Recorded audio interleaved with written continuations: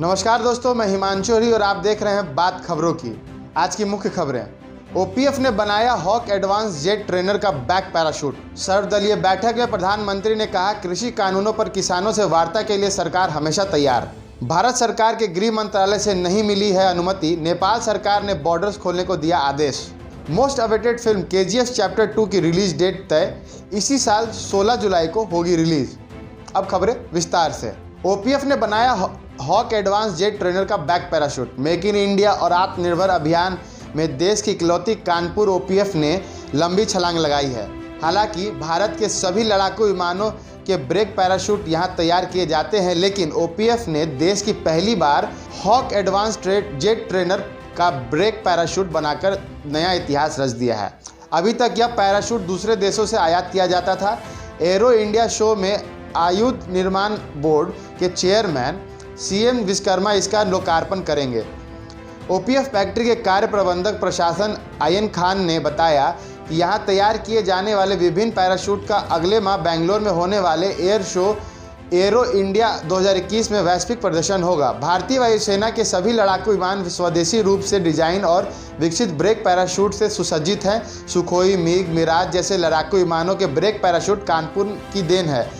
Short runway पर उतरने के लिए ये पैराशूट बेहद अहम है। ऐसे पैराशूट हवा के दबाव को कम करके विमान को रोकने में मदद करता है।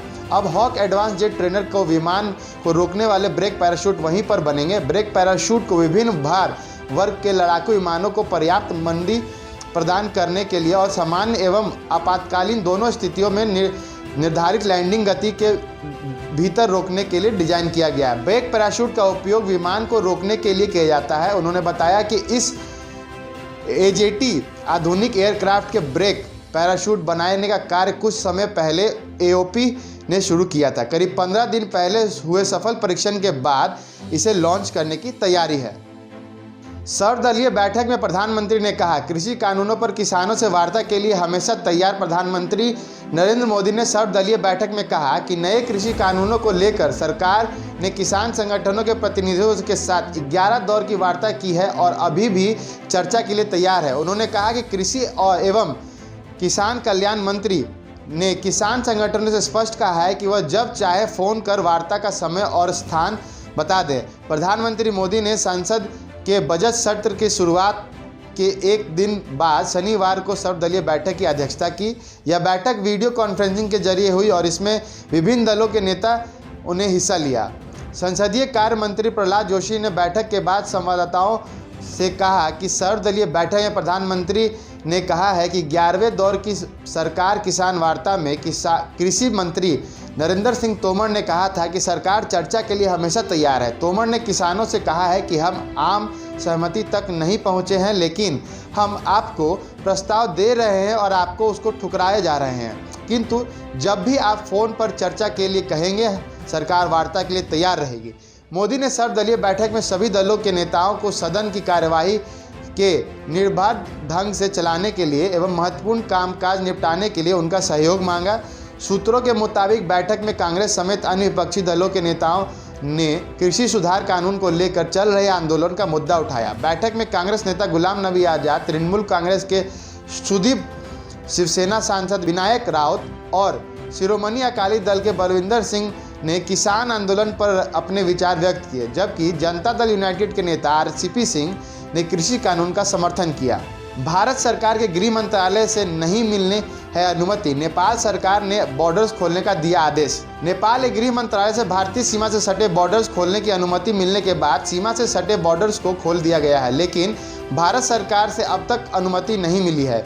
नेपाल सीमा से सटे वीरपुर के एसडीपीओ रामानंद कौशल ने बताया कि अनुमति मिलने के बाद आवाजाही पूरी तरह से चालू कर दी जाएगी। मालूम हो कि शुक्रवार को नेपाल के गृह मंत्री के आदेश के बाद नेपाल सरकार ने भारत व चीन की सीमा से सटे 30 बॉर्डर को कुछ शर्त पर खोलने का आदेश दिए जाने के बाद लोगों ने राहत की सांस ली है। शनिवार को 10 महीने के बाद बिहार से सटे नेपाल बॉर्डर खुलने के बाद भारत सरकार से आदेश नहीं मिलने के कारण पहले की तरह आवाजाही शुरू नहीं हो सका है। हालांकि नेपाल की ओर से आने वालों को बिना शर्त आने का आदेश दिया जाने के कारण शनिवार को नेपाल से सटे भीमनगर बॉर्डर पर नेपाली नागरिकों की आवाजाही दिखी। वहीं भारत से जाने वाले नागरिकों को कुछ शर्तों का पालन करने का आदेश दिया जाने और भारत सरकार से अब तक आदेश नहीं मिलने के कारण भारतीय नागरिकों की आवाजाही नहीं दिखी। भीमनगर बॉर्डर से सटे भीमनगर के मुखिया सुधीर सिंह ने कहा कि कोरोना के कारण बॉर्डर बंद रहने की वजह से सबसे अधिक कारोबार पर असर पड़ा है। खासकर छोटे व्यापारियों का धंधा पूरी तरह चौपट हो गया है। अब नेपाल सरकार से अनुमति मिलने के बाद यह परेशानी से निजात मिलेगी। बॉर्डर्स बंद रहने से सिर्फ भारतीय व्यापारियों को ही हानि नहीं बल्कि नेपाली व्यापारियों को भी काफ़ी नुकसान उठाना पड़ रहा है।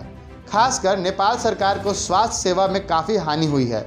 इसका मुख्य कारण नेपाल के धारण व विराटनगर में आँख अस्पताल सबसे अधिक भारतीय मूल के लोग जाते हैं।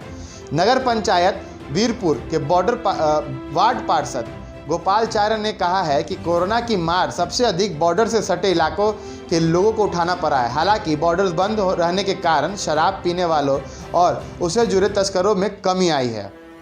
Most wanted film KGF chapter 2 की रिलीज डेट तय, इसी साल 16 जुलाई को होगी रिलीज। KGF चैप्टर 1 की सफलता के बाद फिल्म KGF चैप्टर 2 का दर्शकों को बेसब्री से इंतजार है।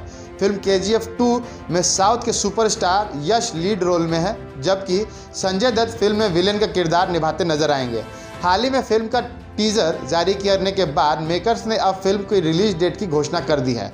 फिल्म अभिनेता संजय दत्त ने इंस्टाग्राम पर फिल्म का पोस्टर शेयर करते हुए फिल्म की रिलीज डेट पर पर्दा उठाया। संजय दत्त ने लिखा, KGF चैप्टर 2 दुनिया भर के लिए सिनेमाघरों में 16 जुलाई 2021 को रिलीज होगी।